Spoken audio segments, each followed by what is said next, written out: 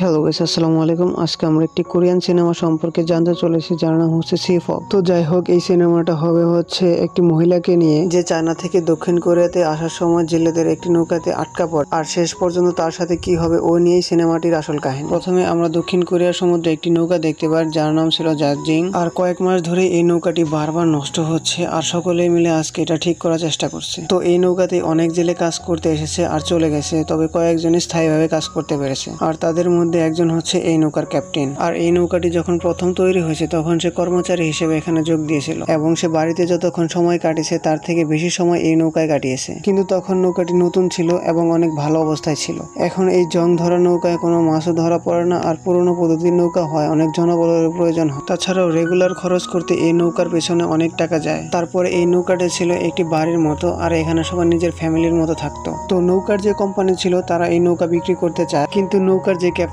ফাং সে নৌকাটি বিক্রি করতে দিতে চায়। তো যাই হোক, এবার মাছও কম পেয়েছে, সেজন্য টাকাও কম পেয়েছে। তো ওই টাকা নিয়ে যখন সে বাড়িতে পৌঁছায় তখন সে দেখে তার স্ত্রী অন্য কোনো পুরুষের সাথে রয়েছে। এটা দেখে সে অনেক কষ্ট পায়, আর এখন তার কোনো পরিবারও নেই। আর এখন যদি এই নৌকাটা হাতছাড়া হয় তাহলে তার আর কিছুই থাকবে না, কারণ এই নৌকাটাই হচ্ছে তার সাম্রাজ্য আর সে তার রাজা। তো এরপর ফ্রাঙ্ক ব্যাংকে যায় কিছু টাকা জোগাড় করার জন্য, যাতে এই নৌকাটি সে কোম্পানির কাছ থেকে নিজেই কিনে নিতে পারে। আর ব্যাংকে তার আগে এত লোন ছিল যে কোনো ব্যাংকই তাকে লোন দিতে চাচ্ছিল না, তাই সে বাধ্য হয়ে তার এক পুরনো ফ্রেন্ডের কাছে যায়। আর সে স্মাগলিং এর ধান্দা করত। সে ফ্রাঙ্ককে একটা কাজ দেয়। সে বলে চীন থেকে কিছু অবৈধ অভিবাসী আসবে, আর সমুদ্র পথে যাত্রা করে তাদেরকে দক্ষিণ কোরিয়ায় আনতে হবে। তো মাছ সমুদ্র থেকে চীনের একটি জাহাজ থেকে তুমি ওদের মাছ মারা নৌকায় উঠিয়ে নিয়ে দক্ষিণ কোরিয়ায় ঢুকিয়ে দেবে, এজন্য আমরা তোমাকে অনেক টাকা দেব। যেহেতু টাকার দরকার, তাই সে কোনো প্রকার চিন্তা না করে রাজি হয়ে যায় আর নৌকায় করে সমুদ্রে যাত্রা শুরু করে দেয়। তো ক্যাপ্টেন ফাঙ্ক এই কাজের ব্যাপারে তাদের কোনো পার্টনারকেই এখন পর্যন্ত বলেনি, আর যখন তাদেরকে বলে তখন তাদের মধ্যে একজন জিজ্ঞাসা করে, আমরা তো এই কাজ আগে কখনো করিনি, তো কাজটা কিভাবে কমপ্লিট করব। এরপর ফাঙ্ক যখন টাকা দেখায় তখন সকলেই শান্ত হয়ে যায়, কারণ তারা জানে ক্যাপ্টেন ফাঙ্ক যদি এই নৌকাটি বিক্রির হাত থেকে বাঁচাতে না পারে তাহলে কারোরই চাকরি থাকবে না। তো এরপর তারা সমুদ্র দিয়ে এগিয়ে চলছে,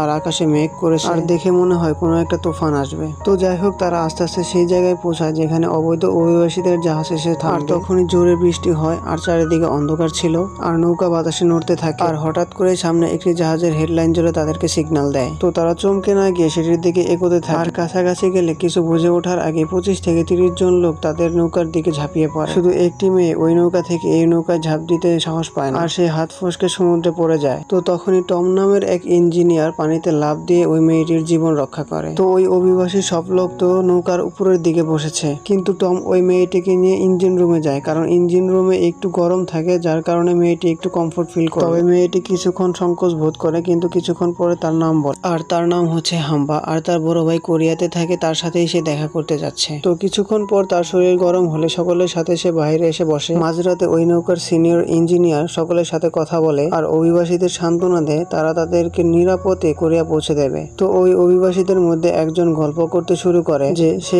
একজন টিচার, আর এই টাকা দিয়ে সে চীনে সংসার চালাতে পারে না, তাই একটি ভালো চাকরির জন্য সে কোরিয়া যাচ্ছে। এদিকে আরেকজন বলে সে তার বিচ্ছিন্ন পরিবারের সাথে দেখা করতে যাচ্ছে। তো সকলে যখন ঘুমোচ্ছে, ক্যাপ্টেন তখন দূরে একটি জাহাজ দেখতে পায় আর ভয় পেয়ে যায়। আর তখন সকল অবৈধ অভিবাসীদের মাছ রাখার ট্যাঙ্কে লুকিয়ে রাখে, আর জাহাজ চলে যাওয়ার পরে ট্যাঙ্কের ঢাকনা খুলে দেওয়া হয়, কিন্তু ভেতরে দুর্গন্ধের কারণে সকলের অবস্থা খারাপ হয়ে যায়, আর বাইরে এসে সকলে বমি করতে থাকে। আর কিছু লোক চিৎকার চেঁচামেচি করতে থাকে যে এই বলে, আমরা কি এত টাকা দিয়েছি এই অবস্থা হওয়ার জন্য। তো অবস্থা হাতের বাইরে যেতে দেখে ক্যাপ্টেন ওদের মধ্যে একজনকে মারতে শুরু করে, আর যে বেশি পকপক করতেছিল তাকে পানিতে ফেলে দেয়। এটা দেখে সকলে ভয় পেয়ে যায়, আর ওই লোকটিকে আবার নৌকায় আনা হয়। এরই মধ্যে টম হাম্বাকে আবারও ইঞ্জিন রুমে নিয়ে যায় এবং তাকে গরম পানি ও খাবার দেয়। এর ফলে তাদের মধ্যে একটি ভালো সম্পর্ক গড়ে ওঠে, আর হাম্বা তখন সম্পূর্ণ সংকোচ বোধ কাটিয়ে টমকে কিস করে আর বলে, যখন আমি আমার ভাইয়ের কাছে পৌঁছাবো তখন অবশ্যই তোমার সাথে দেখা করতে আসবো, কারণ তুমি আমার জীবন বাঁচিয়েছো। তো এর কিছুক্ষণ পরেই আমরা দেখি নৌবাহিনীর একটি জাহাজ হর্ন বাজাতে বাজাতে তাদের কাছে আসে, আর ইন্সপেক্টরের সাথে এই ক্যাপ্টেনের আগে থেকে পরিচয় ছিল। তো সে এসে ট্যাঙ্কের ঢাকনার উপর বসে পড়ে। ট্যাঙ্কের ঢাকনা বলতে যেখানে মাছ রাখা হয়, আর ওখানেই তো লোকজন লুকিয়ে রাখা হয়েছে। আর ক্যাপ্টেন তাকে ওখান থেকে সরানোর চেষ্টা করে, কিন্তু অফিসার সেখানেই বসে থাকে। এরপর তাকে মদ দেয় আর সাথে কিছু টাকাও দেয়, আর যেটা সে রেগুলারই করে থাকে। তখন অফিসার কিছু শব্দ পায়, তখন ক্যাপ্টেন পরিস্থিতি সামাল দেওয়ার জন্য বলে, এটি একটি পুরনো পুরানো নৌকা আর এখানে অনেক শব্দ হয়। তো অফিসার কিছুটা সন্দেহ নিয়ে সেখান থেকে চলে যায় আর কিছু টাকা পেয়েছে বলে বেশি কিছু করে না। তো এরপর জাহাজ দূরে যাওয়ার পর তারা ট্যাঙ্কির ঢাকনা গুছায় আর ভিতরের অবস্থা দেখে তাদের আত্মা কেঁপে ওঠে। মানে ওটা তো মাছের ট্যাঙ্ক ছিল আর ভিতরে একটি নষ্ট ফ্রিজও ছিল। ওই ফ্রিজারটা নষ্ট হওয়ার কারণে সেখান থেকে গ্যাস বের হয়ে সকলেই মারা গেছে। তারপর ক্যাপ্টেন আর নৌকার জেলেরা বুঝতে পারছে না তারা কি করবে, তাদের মাথা তখন কাজও করছে না। তারপর হঠাৎ ক্যাপ্টেন বলে, মরে যাওয়া সকল লোক ট্যাঙ্ক থেকে বের করো আর তাদের সকল কাগজপত্র পুড়িয়ে ফেলো। আর তারপর তারা সকল লাশকে কুপিয়ে ছোট ছোট টুকরা করে, যাতে পানিতে ফেলে দিলে মাছ তাদের টুকরাগুলো খেয়ে ফেলে। কারণ পুরো লাশ দিলে সেগুলো ভাসতে ভাসতে কিনারায় চলে যাবে আর তারা ধরা পড়লে বড় একটি সমস্যায় পড়ে যাবে। তো ওই লাশগুলো যখন কাটছিল তখন একটি জেলের মনে পড়ে ওইখানে তো ওই মেয়েটির লাশ নেই, যে মেয়েটি সমুদ্রে পড়ে গিয়েছিল। তখন তারা এই লাশের মধ্যে ওই মেয়েটির লাশ খুঁজতে থাকে। ওইদিকে আবার ইঞ্জিন রুমে জুনিয়র ইঞ্জিনিয়ার আর ওই মেয়েটি একসাথে ছিল আর মেয়েটি এগুলো দেখে ভয় কান্না করতে থাকে আর বলে ওদের হাতে পড়লে একই অবস্থা হবে। যাই হোক, এইদিকে আবার এই নৌকার সিনিয়র ইঞ্জিনিয়ার খুব ভালো মনের মানুষ ছিল আর আজকের এই কাটাকাটি দেখে তার মাথা ঘুরে যায় আর বলে এরকম অবস্থা যে কারোর সাথে হতে পারে আর বারবার বলতে থাকে আমাদের এমন করা ঠিক হয়নি।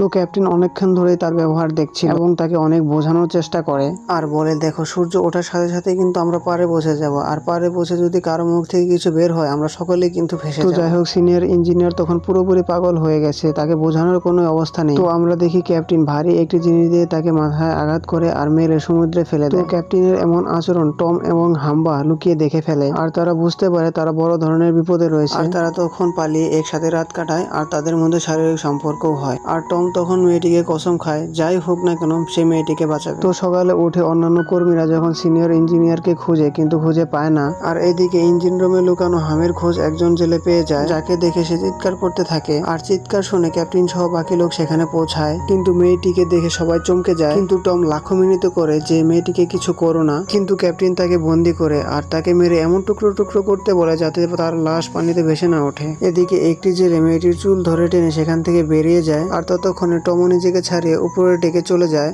আর হাতাহাতির এক পর্যায়ে সেখানে এক জেলে মারা যায় আর তখন টম আর ওই মেয়েটি সহ মোট 5 জন ওই নৌকায় বেঁচে আছে। এরপর আমরা দেখি নৌকার জুনিয়র ইঞ্জিনিয়ারটি নৌকার কন্ট্রোল রুমে যায় আর সমুদ্রের ফ্রিকোয়েন্সি চেক করে নৌবাহিনীর কাছে একটি সিগন্যাল পাঠায় সাহায্যের জন্য আর এর সাথে নৌকাটি কোথায় রয়েছে তার লোকেশনও দিয়ে দেয়। এদিকে বাকি 3 জন লোক টমকে ধরে নিয়ে সেই ট্যাঙ্কে ফেলে দেয় যেখানে মেয়েটি আগে থেকে লুকিয়ে ছিল। তো এরপর ক্যাপ্টেন বাধ্য হয়ে নৌকাটি সেখান থেকে সরানোর চেষ্টা করে, কারণ এখানে সিগন্যাল তো নৌবাহিনীকে দিয়ে দিয়েছে।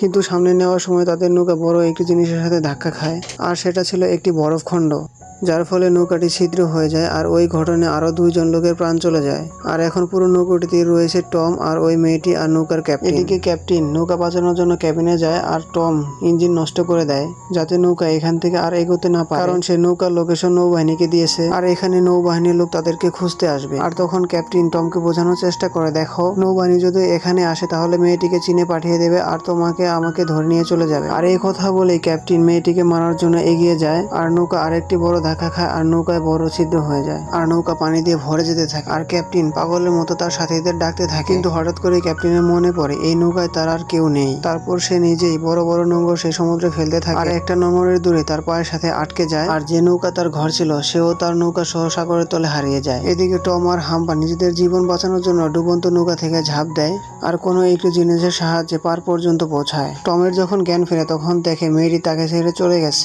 আর এর 6 বছর পর আমাদেরকে দেখানো হয় এই ঘটনায় টমের মন ভেঙে গেছে আর সে কখনো বিয়ে করেনি। বর্তমানে সে একটি কনস্ট্রাকশন কোম্পানিতে ওয়ার্কার হিসেবে কাজ করছে। তো সে কাজ শেষে একদিন একটি রেস্টুরেন্টে যায় আর তার সামনে সিটে একজন মহিলা অর্ডার দিচ্ছে আর তার সামনে 2টি বাচ্চা আছে, যার মধ্যে একটি বাচ্চার বয়স 5 বছর। তো টম তার চোখের দিকে কিছু দেখছে, তার চোখ থেকে তার চোখ ফেরাচ্ছে না, দেখে মনে হচ্ছে একে অপরকে অনেক আগে থেকেই চেনে। আর তারপর সে ওই মহিলাটিকে পিছন দিক থেকে দেখতেই থাকে আর ভাবে এটা তো সেই মেয়ে নয় যার সাথে তার নৌকায় পরিচয় হয়েছিল, আর এই মেয়েটি কি তার মেয়ে? আর এরই মাধ্যমে সিনেমাটি সমাপ্ত হয়ে যায়।